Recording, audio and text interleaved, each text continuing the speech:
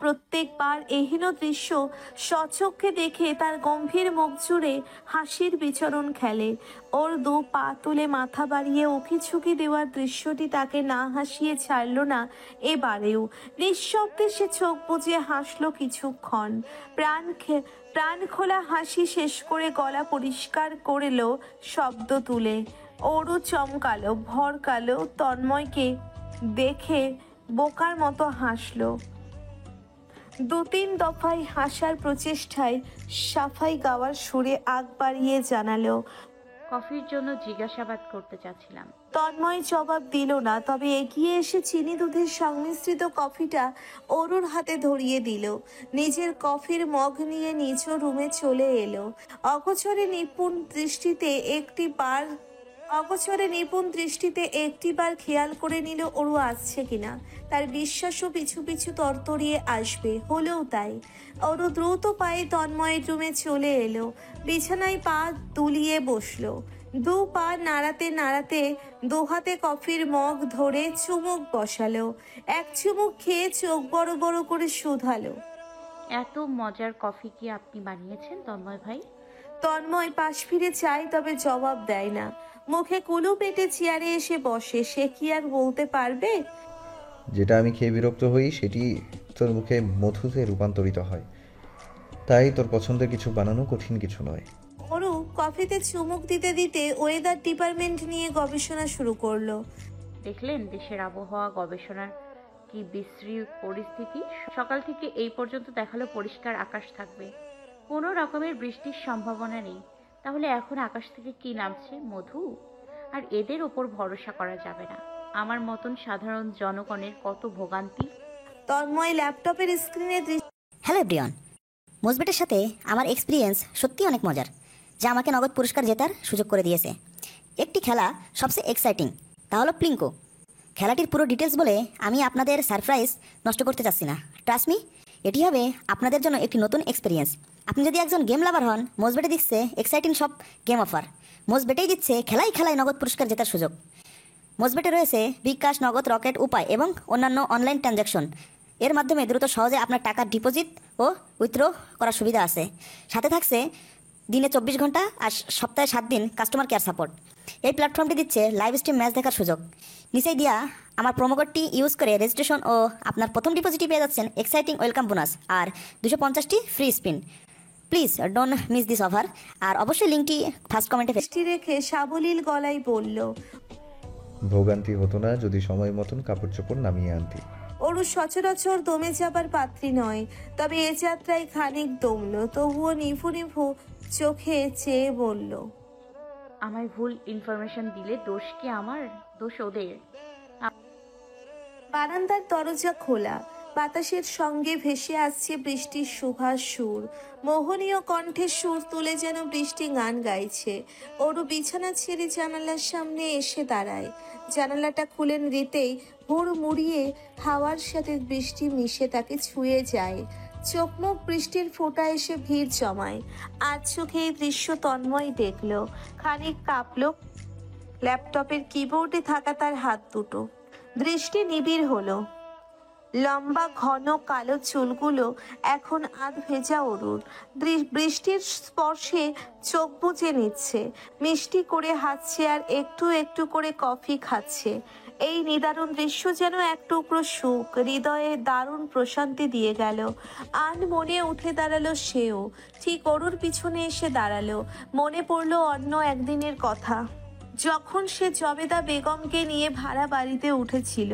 সেদিন লোডশেডিং হয়েছিল, বাইরে ছিল তীব্র বৃষ্টি, আর হাতে হাতে কি যেন ছিল, কফি না চা তন্ময়ের ঠিক মনে নেই, তবে একই ঘটনা ঘটেছিল সেদিন প্রায়। এখন শুধু লোডশেডিং হওয়া বাকি। মৃদু হাসতেই আশ্চর্যজনকভাবে লোডশেডিং হলো তীব্র ধ্বনি তুলে। কোথাও যেন বজ্রপাত ঘটেছে। এহেন কাণ্ডতে অরু একটুও ঘাবড়ালো না। না সে নড়ল, কেমন দাঁড়িয়েই রইল ঠায়। দৃষ্টি তখনও ওর জানালার বাইরে। তন্ময় হাসলো। সেবার সে জিজ্ঞেস করেছিল, ভয় করছে না? ওরও কতটা অবলীলায় সরল গলায় বলে ফেলেছিল। আপনি আছেন না? এবারও যদি সে একই প্রশ্ন করে, ওরুর জবাব কি হবে? ভিন্ন কিছু নাকি আগেরটায়? তন্ময় উৎসুক হয়ে পড়ে, তবুও নিজের উৎসুক হাবভাব সযত্নে আড়াল করতে সক্ষম হলো। কণ্ঠ সাধারণ করে প্রশ্ন করলো। ভয় করছে না? প্রশ্নটি করে সে আধারে মৃদু হাসলো। অপেক্ষায় রইল চিরচেনা সেই জবাবটির। তবে মিনিটের মধ্যে এলো না। তন্ময় তবুও হেসে দাঁড়িয়ে থাকলো, আরেকটু কাছে এগুলো। যখন সে ভাবলো মেয়েটা বোধহয় তার প্রশ্ন শোনেনি, তখনই অরু স্তব্ধ আধারে ধীর বরঞ্চ পরিষ্কার গলায় জবাবে বলল। পেছনেই আমার স্বামী আছে তো। এই একটি বাক্যে কি যে ছিল তন্ময়ের জানা নেই, তবে তার অঙ্গ প্রত্যঙ্গ জুড়ে শিহরণ বয়ে গেল। অপলক হলো দৃষ্টি, স্তব্ধ হলো শরীর, হৃদয় সব। ঝিমমারা পাজোড়া শক্ত হলো জমিনে। অন্ধকার বিচ্ছিন্ন করে অরুকে দেখতে চাচ্ছে তার ব্যাকুল দৃষ্টি, তবে পারছে কই। বাধ্য হয়েই দ্রুত গতিতে দুপা এগিয়ে পরিপূর্ণ অরুকেই চাপটে ধরল পেছন থেকে। অরু কেঁপে উঠল দৃশ্যমান রূপ। ভাবতে থাকা কফির মগটাও নড়বড়ে হলো, তবে কফি পড়ল না। নিস্তব্ধ এই আধারে কক্ষ জুড়ে শুধু বৃষ্টি আর নিঃশ্বাস প্রশ্বাসের ধ্বনি শোনা যাচ্ছে। তন্ময় টেনে নেওয়া ফেলা এক একটি গরম শ্বাস প্রশ্বাস, অরুর গলার কাছটাই পড়া এক একটি অসহ্যকর সুখময় যন্ত্রণা যেন। তবে আজ আর এই অনুভূতি থেকে পালানোর বিন্দুমাত্র চেষ্টা নেই তার। চোখ মুখ খিচে দাঁড়িয়ে রইল। আধারে রাতের বুকে ঝমঝমিয়ে নামা বৃষ্টিতে এবারে রূপান্তরিত হয়েছে এলসে কুড়ি বৃষ্টিতে। বারান্দার কাছে স্লাইড ডোর পরিপূর্ণভাবে লাগানো হয়নি, অর্ধ খোলা। হিমশীতল বাতাসের সঙ্গে বৃষ্টির ছিটে ফোঁটা ধীরে এসে অঙ্গ প্রত্যঙ্গে মিশে যাচ্ছে। পরপর বিভৎস শব্দে বেশ কয়েকটা বজ্রপাত পড়েছে আশেপাশে। ওই সময়টাতে অন্যরকম আকাশের দেখা মিলল। এই যে কেমন মানচিত্রের মতন লম্বা সরু সাদা বেশ কিছু দাগ পড়ল আকাশের বুকে। মনে হলো আকাশটা কিছু খণ্ডে বিভক্ত। ক্ষণিকের জন্যে দিনের মতন উজ্জ্বল হলো পৃথিবী। সেই আলোতে অরুর সুশ্রী মুখের স্পষ্ট দর্শন ঘটল। কি দারুণ কায়দায় চোখ দুটো বন্ধ করে রেখেছে। নিপুণভাবে কাঁপছে ভরাট মসৃণ গোলাপি ঠোঁট জোড়া। এলোমেলো কালো চুলগুলো আশ্চর্য রকমের সৌন্দর্য বহর করে বসেছে। এক মুহূর্তের প্রাকৃতিক আলো যেন তন্ময়কে সম্মোহন করে গেল। ব্যাকুল হয়ে উঠল তার মন প্রাণ দৃষ্টি। পাঁচজোড়া কেমন নিজ গতিতে কয়েক পা এগোলো। দুজনের মধ্যকার দূরত্ব অস্থায়ীভাবে বিলীন হয়ে গেল। বিদ্যুৎ লাইন ফল্ট হয়েছিল বুঝি, ট্রান্সফরমার ফিউজ হয়েছে নিশ্চয়ই, না হলে হয়তো কন্ট্রোল রুমের সুইচ টিপে দিয়েছে। ব্যাস, লাইন শাটডাউন। আরো কিছুক্ষণ না হয় থাকতো তেমন। এখনই কেন আসতে হলো বিদ্যুৎ? বাল্বের সাদা রশ্মি অনুভব করেই ছটপট চোখ মেলে চাইল অরু। লজ্জিত প্রার্থিত মুখমণ্ডল জুড়ে মুহূর্তেই কিং কর্তব্য বিমূরতা আড়ষ্টতা ভিড় জমালো। তন্ময়ের নিপুণ দৃষ্টিতে দৃষ্টি মিলতেই পর মুহূর্তে যেন লজ্জায় নেতিয়ে পড়ল। ঠোঁটজোড়া কেমন তীর তীর করে কাঁপল। শ্বাস প্রশ্বাস সহ বুকের ওঠা নামার গতিও অস্বাভাবিক দ্রুততম গতিতে চলল। তন্ময় তখনও এক চিত্তে চেয়ে দেখল সবটাই। খেয়াল করলো খুঁটিনাটি ওর সব হাবভাব কাজকর্ম। কেমন বিড়াল ছানার মতন দৃষ্টি ঘোরাচ্ছে, যেন চুরি করেছে কিছু একটা। অনেকটা মাছ চুরি করে ধরা পড়া বিড়ালের মতন। তন্ময়ের ঠোঁট ছুঁড়ে তখন দুর্লভ হাসির বিচরণ। দুষ্টুমির তাগিদে দুপা এগোতে এগোতে প্রশ্ন ছুড়ল। কিছু একটা আশায় ছিলি? এহেন প্রশ্নে অরুণ আশ্চর্যতা সপ্তমে পৌঁছলো। চোখজোড়া বড় বড় হয়ে এলো। কোনো রকম আটকে আসা গলায় আমতা আমতা ভঙ্গিতে বলল, কই না তো, ভয় পেয়েছিলাম। আন্ডারস্টর্ম হলো না, এর জন্যই। তন্ময় সন্তর্পণে হাসিটুকু গিলে নিয়ে গাম্ভীর্যতা বজায় রেখে কয়েক কদম এগোতে নিতেই সঙ্গে সঙ্গে অরুও পিছুতে থাকলো, তালে তাল মিলিয়ে। এক পর্যায়ে পিঠ ঠেকলো বারান্দার স্লাইডিং ডোরে। তন্ময়ের সুঠাম দেহখানার সম্মুখে প্রায় আড়াল হলো অরুর ছোট্ট খাট্ট দেহটি। তন্ময় মাথা ঝুঁকিয়ে কণ্ঠ নামিয়ে নিচু স্বরে বড় চতুরতার সঙ্গে শুধালো, আমি চুমু খাবো এই আশায় ছিলি? অরুর সাথে সাথেই চেঁচিয়ে উঠে অস্বীকার করে বসে। কখনো না।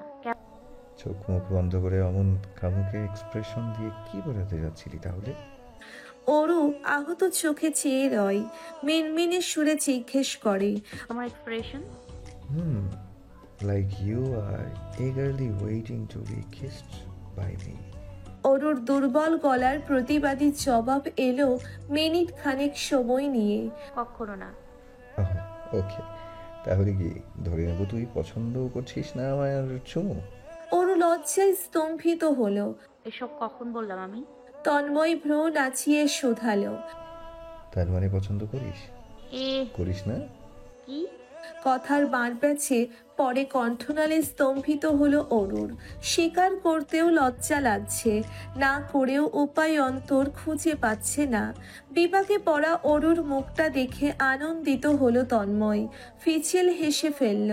সহাস্য মুখে হাত বাড়িয়ে অরু লালচে গাল টেনে দিয়ে সরে এলো, গিয়ে বসলো পূর্বের জায়গায়। ল্যাপটপটা খোলা তখনও। কাছে মনোনিবেশ হওয়া তন্ময়কে দেখে অরু এবারও আশ্চর্য না হয়ে পারল না। মানুষ কত রকম রূপে গুণে আবদ্ধ। আশ্চর্য, আশ্চর্য। অরু হতাশ নয়নে চাইল হাতে থাকা কফিটার দিকে। ঠান্ডা হয়ে গিয়েছে। শুকনো গলাটা ভিজিয়ে নিতে ডগমগ শব্দে ঠান্ডা কফিটাই কয়েক ঢোক গিলে নিল। ডান হাতে গালটা ডলে নিল। তন্ময় কফিটা বানিয়েছে বলেই বুঝি এত ভালো লাগছে। কফিটা খেতে খেতে আবারও গিয়ে বসলো তন্ময়ের সামনে। তন্ময় না তাকিয়েই নিজ কফির মগ তুলে এক ঢোক গিলল। কপাল কুঁচকে এলো মুহূর্তেই। ঠান্ডা হয়ে আছে। কফির মগ পাশে রেখে প্রশ্ন ছুড়ল। পড়াশোনা নেই, গিয়ে পড়তে বস। কফিটা খেয়ে নি। তন্ময় কিভাবে বোঝাবে সামনে ও থাকলে তার কাজে মন বসে না, মস্তিষ্ক চলে না, চোখও স্থির রয় না ল্যাপটপ স্ক্রিনে। ঘুরে ফিরে যে সম্মুখে বসা ওকে খুঁজে বেড়ায়। সাবিহাকে নিয়ে অয়ন শাহজাহান বাড়ি ঢুকলো রাতের 12:30-এ। মোস্তফা সাহেব লিভিং রুমে শক্ত মুখে বসে আছেন। ঘুমে চোখজোড়া ছোট হয়ে এসেছে। চায়ের কাপ হাতে তিনি সজাগ থাকার প্রচেষ্টায়। তন্ময় মোবাইল বের করেছিল কেবলই। অয়ন সাবিহাকে সদর দরজার সামনে দেখেই দাঁড়ালো। অয়ন দ্রুত পায়ে এগিয়ে এসে মেহিয়ে যাওয়া গলায় জানালো। ভাইয়া, গাড়িটা নষ্ট হয়ে গিয়েছিল মাঝ রাস্তায়। অয়নের আগাম বাক্য পূর্ণতা পেল না। কঠিন কণ্ঠে ধমকে ওঠেন মোস্তফা সাহেব। একদম মিথ্যা বলবে না, মিথ্যাবাদী ছেলে। প্রমিস করে প্রমিস রাখতে পারো না। তুমি ভবিষ্যতে কি রূপ দেখাবে আমি এখনই দেখছি। কয়টা বাজছে দেখো। কোনো ভদ্র বাড়ির ছেলে এত রাত করে বাইরে থাকে? অয়ন অপ্রস্তুত হয়ে পড়ল। সাহায্যের আবেদন নিয়ে দৃষ্টি ফেলল তন্ময়ের পানে। তন্ময় চোখে চোখ রেখে আশ্বস্ত করল, চুপচাপ শুনতে থাকার তাগিদা দিল। অয়ন ভদ্র ছেলের মতন মাথা নত করে হবু শ্বশুরের বকাঝকা শুনল। মোস্তফা সাহেব মিনিট খানেক ভাষণ ছেড়ে চুপসে গেলেন। তন্ময় এ যাত্রায় বলল। সাবিহা, ওপরে যা। সাবিহা তরতরিয়ে সিঁড়ি বেয়ে উঠে চলে গেল। বাবার ভয়ে ফিরে আরেকটিবার চাইল অবধি না। অয়ন তখনও দাঁড়িয়ে। মোস্তফা সাহেব কড়া চোখে অয়নকে মেপে চলে যেতে উদ্যত হলেন। তন্ময় সদর দরজার দিকে এগোতে এগোতে অয়নের উদ্দেশ্যে বলল। আয়। অয়ন পিছু নিতে নিতে পরিষ্কার গলায় জানালো। ভাইয়া, আমি সত্যি বলছিলাম, গাড়ির ব্রেকডাউন খেয়ে বসে যায়, এর জন্যই লেট হয়ে গেল। আমি জেনে শুনে বাঘের খপ্পর এখানে পড়তে যাই। আমার বাবাকে বাঘ বলা হচ্ছে? তন্ময় হাসল। অয়ন লজ্জিত গলায় সূত্রে নেবার ভঙ্গিতে অস্বীকার করতে উদ্যত হলো। আমি তো মিন করিনি, মানে বলতে বাগান পেরুতে পেরুতে তন্ময় ওপরে তাকাতেই দেখলো অরু দাঁড়িয়ে অর্ধখণ্ডিত চাঁদ দেখছে। বৃষ্টি বন্ধ হতেই আকাশ পরিষ্কার হয়ে গিয়েছে। শীতল বাতাস ছেড়েছে। চাঁদটা দারুণ সুন্দরভাবে জ্বলছে। হাতঘড়িতে 12:45। এখনো ঘুমাতে যায়নি। তন্ময় দাঁড়ালো, গলা উঁচিয়ে ডাকলো। তুই দাঁড়িয়ে আছিস কেন? কটা বাজে? অরু হকচকিয়ে উঠে হঠাৎ উচ্চ কণ্ঠের স্বরে নিচু তাকাতেই দেখে তন্ময় আর অয়ন দাঁড়িয়ে। অরুকে দেখেই তন্ময় হেসে হাত ওঠায়, অরুও হেসে হাত দলিয়ে শুধায়। কোথায় যাচ্ছেন? আমিও যাব। তন্ময় ভ্রু তুলে ফেলে। ফিরে যেন তোকে না দেখি, ঘুমাতে যা। অয়নকে নিয়ে তন্ময় বেরোয়। রাস্তাঘাট নিস্তব্ধতায় ঘেরা, কুকুর দল হাঁটছে, চেঁচাচ্ছে। ফাঁকা রাস্তায় হাঁটতে হাঁটতে তখনকার বিষয়টা নিয়ে তন্ময় এবারে বলে। আমার বাবা উপরে উপরে শক্ত হওয়ার মুখোশ পরে থাকে, সত্যি বলতে সে খুবই সফট হার্টেড, অত্যন্ত ইমোশনাল। তাকে দেখে এসব বোঝা মুশকিল। তোমায় সে পছন্দ করে বুঝতে দিতে চায় না, শুধুমাত্র তোমার বয়সটা সাবিহার থেকে কম হওয়াতে ইনসিকিউর অনুভব করছেন। ধীরে সুস্থে মিলিয়ে যাবে আমার বিশ্বাস। অয়ন কৃতজ্ঞতা প্রকাশ করার তাগিদে বলে। আমি বুঝতে পেরেছি। আমি আরও সতর্ক হব, যথাসম্ভব চেষ্টা করব আঙ্কেলের ইনসিকিউরিটি দূর করতে। কিছুই করতে হবে না, আমার বোনকে সুখে রাখো, ভালো রাখো, এটাই একমাত্র আমাদের চাওয়া। ওকে হাসি খুশি দেখা মানেই আমাদের জীবন সার্থক। ও তোমায় ভালোবেসে জীবন সঙ্গী হিসেবে পছন্দ করেছে। Do not let her down Ayan. Respect her, protect her and love her please. অয়নের কণ্ঠে দৃঢ়তা। আই উইল ভাইয়া, আই উইল। না হলে তো আপনারা আছেন, হাত পা ভেঙে দেবেন। তন্ময় হাসে, হাত উঠিয়ে চাপড়ে দেয় অয়নের কাঁধ। অয়নকে ওদের বাড়ির সামনে এগিয়ে দিয়ে আসে। অয়ন ঢুকতেই তন্ময়ও ফিরে আসে। সদর দরজা লাগিয়ে ওপরে তাকায়, নিপুণভাবে চেয়ে খেয়াল করে অরু লুকিয়ে আছে। চুলগুলো বাতাসে দুলছে। মেয়েটা একদম কথা শোনে না। শুক্রবার বলতেই ছুটির দিন। শাহজাহান পরিবারের প্রত্যেকটি সদস্য এদিন বাসাতেই থাকতে স্বাচ্ছন্দ্য বোধ করেন। একসাথে সকালের খাবার, দুপুরের খাবার এবং রাতের খাবার খাওয়াটা যেন বাধ্যতামূলক। বাগানে বসে চা খেতে খেতে আড্ডায় মশগুল হয়ে পড়াও নিত্য নতুন কোনো বিষয় নয়। সকালের নাস্তায় আজ ছিল পরোটা। পরোটার সঙ্গে রাখা হয়েছে গরুর ভুঁড়ি ভোনা, আলু ভাজি, ডিম পোচ। নাস্তা খেয়ে কফি হাতে তন্ময় বাগানে এসে বসেছে কেবলই। ক্ষণিকের মধ্যে একে একে মোস্তফা সাহেব, আনোয়ার সাহেব, ওহি সাহেবও বাগানে এসে বসেছেন। আকাশের হাতে হানি বোটাল। মধু খেতে সে ভালোবাসে, বিশেষ করে সাত সকালে ব্রেকফাস্টের পর খেতে তার দারুণ লাগে। এখনো হানি বোটাল নিয়ে বাগানে উপস্থিত হয়েছে। একটি চেয়ার টেনে বসতে বসতে তন্ময়ের উদ্দেশ্যে প্রশ্ন করল। আজকের প্ল্যানিং কি? শুনেছিলাম আজ নাকি অয়নের ফ্যামিলি আসবে, কখন আসবে জানিয়েছেন কিছু? তন্ময় নিরুৎসাহিত কণ্ঠে জানালো, সন্ধ্যায় আসবে। আনোয়ার সাহেব বড় ভাইয়ের পানে চেয়ে শুধালো। ভাইয়া বাজার সদাই করতে হবে না? এখনই রওনা দেই নাকি? হ্যাঁ রে তন্ময়, কজন আসবে জানিয়েছে কিছু? অয়নের বাবা মা, বড় চাচা, ছোট মামা মামি, ভাতিজি আর অয়ন, কজনই আপাতত। মোস্তফা সাহেব ছেলের মুখপানে চেয়ে বললেন। কি করব? তন্ময় ভেবে চিনতে জানালো। মা চাচিদের জিজ্ঞেস করো কি কি রান্না বান্না করবে, সেই মোতাবেক লিস্ট করে দেখ, আমি আর আকাশ গিয়ে নিয়ে আসি। ওহি সাহেব উৎসাহিত গলায় বললেন। তোদের যেতে হবে না, আমরা যেই তিন ভাই কতদিন বাজার যাই না, ঠিক বললাম তো ভাই? মোস্তফা সাহেব মাথা দোলালেন, কপালে কিঞ্চিত ভাঁজ ফেলে বললেন। ছেলে দুটো আসুক সাথে। তন্ময় আওড়ালো। গোষ্ঠী ধরে বাজার করতে যাবা নাকি পুরো বাজারটা তুলে আনতে? I am confused. সবেদা বেগম যাবতীয় সরঞ্জামের লিস্ট ধরিয়ে দিলেন। লিস্টে নজর বুলিয়ে সেটি ভাঁজ করে পাঞ্জাবি পকেটে ভরে নিলেন মোস্তফা সাহেব। দুই ভাই আর ছেলেদের নিয়ে বেরিয়ে পড়লেন সকাল সকাল। অরু অবশ্য সাথে যেতে চাচ্ছিল। তন্ময় চোখ রাঙাতেই দমে গেল। চোখ মুখ আধার করে ফিরে গেছে। তন্ময় ভাবুক হয়ে পড়ল। চঞ্চল বাচাল নির্বোধ এই মেয়েটিকে আগাগোড়া চেনেও যেন কিছুই জানা হলো না। নিখুঁত দৃষ্টিতে প্রগাঢ় হৃদয় ব্যবহার করে কতটুকু বুঝেছে, কতটুকু জানতে পেরেছে, এর পরিপূর্ণ উত্তর তন্ময়ের অজানা। তবে ওর অজানা সবচেয়ে সে জানতে চায় অন্যায় কি, অন্যায় হলেও বা কি। ছোটোখাটো দেহের ওই মেয়েটিকে পা থেকে মাথা অবধি মুখস্থ করতে চাওয়াটা ম্যান্ডেটারি। ওর এমন কিছু থাকতে পারবে না যা সে জানে না, বোঝে না। গতকাল থেকে কালো কালো মেঘে ঢাকা আকাশটা এবেলাতে পরিষ্কার হয়ে এসেছে। রক্তিম সূর্যটি আকাশের পূর্ব দিকে বসে আছে। সূর্যের রশ্মি শহর জুড়ে ভ্যাপসা গরমের সৃষ্টি করছে। বৃষ্টির পরপর এমন তপ্ততা স্বাভাবিক হয়ে দাঁড়িয়েছে যেন। এই গরমে ঘেমে নিয়ে একাকার হয়েছে তন্ময়। ঘামে পিঠ ভিজে টি শার্ট শরীরের সঙ্গে লেপ্টে আছে। কপাল বেয়ে ঘাম গালের পাশ গলিয়ে টপ টপ করে ঝরছে।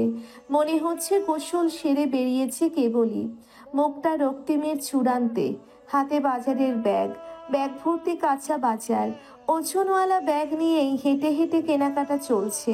মোস্তফা সাহেব আজ চোখে একটিবার ছেলের এই দুর্দশা দেখলেন, দেখেই উৎসুক হয়ে পড়লেন। আনছান মনে মুহূর্তেই এগুলেন ছেলের সামনে। ব্যাগ ভর্তি বাজারটা নিচু হাতে নেওয়ার সামান্য চেষ্টা করলেন। তন্ময় আকস্মিক ডান ভ্রু উঁচিয়ে চাইল। মোস্তফা সাহেব স্বাভাবিক এবং সাবলীল গলায় বললেন, আমি নেই, দে ব্যাগটা। আনোয়ার সাহেব বড় ভাইকে টপকে তন্ময়ের সম্মুখে চলে এলেন। উদ্যত হলেন তন্ময়ের হাত থেকে ব্যাগটা নেবার জন্যে। সে থাকতে বড় ভাইয়া বাজারের ব্যাগ টানবেন, অসম্ভব। আমি নিচ্ছি ভাইয়া, দে তন্ময়, ব্যাগটা আমি নেই। ওহি সাহেব বড় বড় চোখে এই দৃশ্য দেখে তক্ষুনি নিজেও তরতরিয়ে এগুলেন। চোখের সামনে বড় দুটো ভাই বাজার ব্যাগ টানবেন আর সে ফাঁকা হাতে হাঁটবে, এও সম্ভব? বাম হাতটা কায়দা করে বাড়িয়ে উৎসুক কণ্ঠে বললেন, তন্ময়, তুই আমায় দে ব্যাগটা। ক্লান্ত হয়ে গেছিস, দে দে। আকাশের কপালে 4-5টা তিক্ত ভাঁজ পড়ল। বিরক্ত চোখে দেখল নিচু পিতা সহ চাচাদের কার্যকলাপ। তার হাতেও তো বড়সড় একটি ব্যাগ রয়েছে, ব্যাগ ভর্তি এটাতেও বাজার। সেও ঘেমে নিয়ে একাকার হয়ে আছে। কই, তাকে তো এত আদিক্ষেতা করা হচ্ছে না। কালো মেঘে ঢাকা মুখটায় যেন অমাবস্যা নামলো, চাপা স্বরে ভেঙালো, একেবারে কলকাতা সিরিয়াল। এই অসহ্যকর গরমে তন্ময় বিরক্ত বটে। বিরক্তিতে মুখ বন্ধ। সে ব্যাগটা ডান হাতে শক্ত করে ধরে এগুতে শুরু করলো। কোনো প্রকার কথা পারালো না। গরমে তক্ত বিরক্ত সে সবাইকে পেছনে ফেলে রেখে এগুচ্ছে। মোস্তফা সাহেব দুই ভাইকে কড়াকড়ি দৃষ্টিতে একটিবার পরখ করে নিলেন। নিজেও ছেলের পেছন চললেন। সামনেই কুদ্দুসের কসাইয়ের দোকানটা। দুপুরের আগ দিয়ে দেশীয় তরতাজা গরু জবাই করা হয় সরাসরি। ওখান থেকে 5 কেজি গরুর গোস্ত নেওয়া হবে আজকের জন্য। তাহলেই বাজার প্রায় শেষ প্রান্তে। লিস্টের সবকিছু ইতিমধ্যে নেওয়া শেষ। তন্ময় হাত বাড়িয়ে রিক্সা দাঁড় করালো একটা। চোখের ইশারায় আকাশকে বাজারের ব্যাগটা রাখতে দেখিয়ে নিজের হাতেরটাও রাখলো। মোস্তফা সাহেব দুই ভাই নিয়ে কুদ্দুসের দোকানের দিকে রওনা দিয়েছেন। অদূর হতেই কুদ্দুস বসা থেকে উঠে দাঁড়িয়েছে। শ্যামবর্ণের হাংলা পাতলা মাঝবয়সী ভদ্রলোক, চোখ মুখ জুড়ে অমায়িকতা, ঠোঁটে দীর্ঘ হাসি লেপ্টে সালাম জানালো চেনা পরিচিত কণ্ঠে। মোস্তফা সাহেব হেসে শুধালেন, তরতাজা গরুর গোস্ত লাগবে 5 কেজি। গরু জবাই দেওয়া হয়েছে। লাল রক্ত এখনো কুদ্দুসের হাতে। সে রক্তিম হাত দুটো তুলে দেখিয়ে বিনয়ী হাসল। দাও তাহলে 5 কেজি। তন্ময় রিক্সা গুছিয়ে এগিয়ে এলো। ঝরঝরে গলায় বলল, তুমি চাচুদের নিয়ে উঠে চলে যাও, গোস্ত নিয়ে আমি ফিরছি। মোস্তফা সাহেব সহমত পোষণ করলেন না। তিনি চোখ মুখ কুঁচকে বিরস মুখে বললেন, এখান থেকে এখানে রিক্সায় করে যাব কেন? ওহি সাহেব নিজ ছেলেকে পিঠ ঠেলে রিক্সার দিকে এগিয়ে দিয়ে বললেন, আকাশ যাবে বাজার নিয়ে। আকাশ তো এক পায়ে রাজি। সে এই তুখর গরমে আর হাঁটতে পারবে না। হাঁটতে হাঁটতে দুর্বল হয়ে গিয়েছে। তার পক্ষে আর সম্ভব নয় এই বাজারে থাকা। সে চটজলদি উঠে বসলো রিকশায়। এদিক ওদিক না ফিরে রিকশাওয়ালাকে বলল, চাচা চলুন চলুন, চটজলদি চলুন। টাকা পরিশোধ করে কস্তর ব্যাগটা হাত বাড়িয়ে নিল তন্ময়। বাপ চাচাদের পায়ের গতির সাথে তাল মিলিয়ে হেঁটে চলল বাড়ির পথে। ফিরবার পথে চেনা পরিচিত অনেকের সাথে দেখা হলো। মিনিট কানেক থেমে থেমে ভদ্রতাসূচক কথাও হলো। মোস্তফা সাহেব এখানে সেখানে একে ওকে দেখে থামছেন, দু চারটে কথা বলছেন। ভদ্রসভ্য ভঙ্গিতে তন্ময় সহ তার দুই চাচা তখন মোস্তফা সাহেবের পিছনে দাঁড়িয়ে। রোদের তাপমাত্রা তখন তীক্ষ্ণ। তন্ময় ঘর্মাক্ত বাবার মুখ দেখে দীর্ঘশ্বাস ফেলল। বেরোনোর সময় বারংবার বলেছিল ছাতাটা নিতে। কে শোনে কার কথা। গরুর গোস্ত নিয়ে পৌঁছতে পৌঁছতে দুপুর। মাত্রই জোহরের আজান পড়েছে। সদর দরজার কাছে পৌঁছেই মোস্তফা সাহেব ছেলের হাত থেকে গোস্তগুলো নিয়ে তাড়া দিলেন। রুমে গিয়ে গোসল করে নে। জবেদা বেগম ট্রে করে কয়েক গ্লাস লেবু শরবত নিয়ে আসেন। তন্ময় এক গ্লাস তুলে গিলে নেয় চটপট।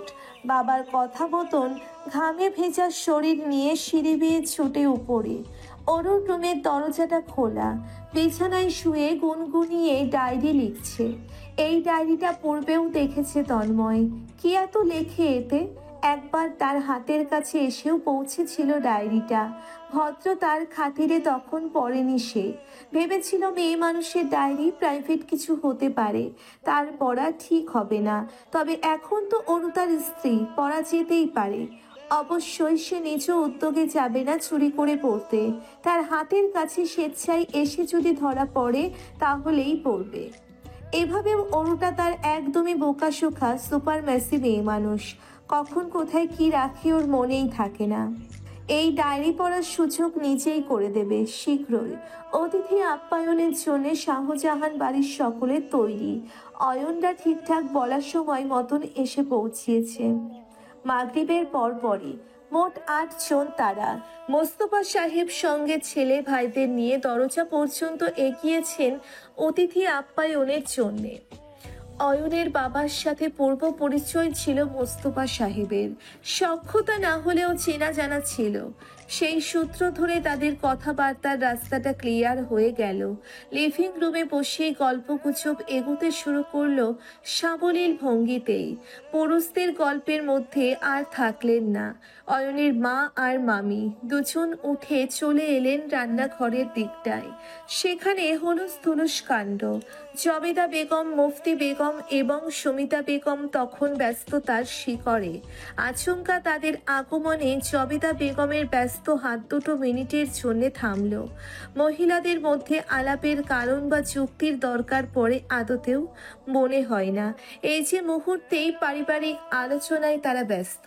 আলাপে আলাপে অয়নের মা এগোতে চাচ্ছিলেন কাজকর্মে সাহায্যের হাত বাড়ানোর জন্য। মুফতি বেগম হেসে জানান, কাজকর্ম সব শেষ, এই নাস্তা পানিগুলো লিভিং রুমে নিলেই হবে। ডিনারের প্রিপারেশনও শেষ। তন্ময় আর আকাশ এলো ট্রে ভর্তি নাস্তা পানি নিতে। ট্রে দুটো টি টেবিলের ওপর রাখতেই জবেদা বেগম তন্ময়কে নিচু স্বরে ডাকেন। তন্ময় কাছাকাছি আসতেই তিনি বলেন, একটা মেয়ের হাতের কাছে নেই সবগুলো ওপরে, গিয়ে বলিস সাবিহাকে একটা শাড়ি পরিয়ে তৈরি করতে। দীপ্ত আগ বাড়িয়ে এক ঝাঁক কোকড়া চুলের মাথা দুলিয়ে বলল, বড় মা আমি যাচ্ছি, ও জাস্ট ওয়েট। জবেদা বেগম মাথা দোলালেও তন্ময় দোলালো না। সে ভ্রু তুলে কিঞ্চিত ভেবেচিন্তে নিজেই পা বাড়ালো। দীপ্ত ছুটল তার পিছু। সিঁড়ি শেষে পূর্ব দিকের মাথাতেই দেখা গেল অরুকে। ওকে ঝুঁকি দিচ্ছিল। শুধু একা ও নয়, রবিও সাথে। তন্ময়কে দেখে দুটো ছুটে পালালো সাবিহার রুমে। তন্ময় পিছু নিল। রুমে ঢোকার পূর্বে দরজায় দুটো টোকা মারল। সাবিহা এক কোণেতে লাজুক ভঙ্গিতে বসেছিল। তন্ময়কে দেখেই তড়িঘড়ি করে দাঁড়ালো। ওরও পাশেই মিটি মিটি হাসছে।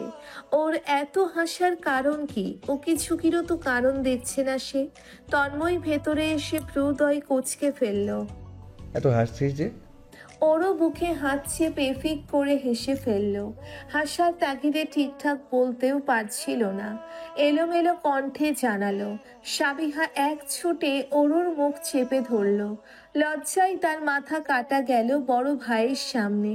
তন্ময় কাশল ছোট করে, যেতে উদ্যত হয়ে বলে গেল, শাড়ি পরে রেডি হ, ডাকলে নিচে নেমে আসিস। অরু মুখ সাবিহার থেকে ছাড়িয়ে তন্ময়ের পিছু পিছু বেরোলো। তন্ময় ওকে টের পেয়ে পদচারণ থামালো। পিছু ফিরে চাইতেই ওরু বোকার মতো হেসে শুধালো। আজ কয় তারিখ বলুন তো তন্ময় ভাই? তন্ময় ভ্রু তুলল। ক্যালেন্ডার নেই ঘরে?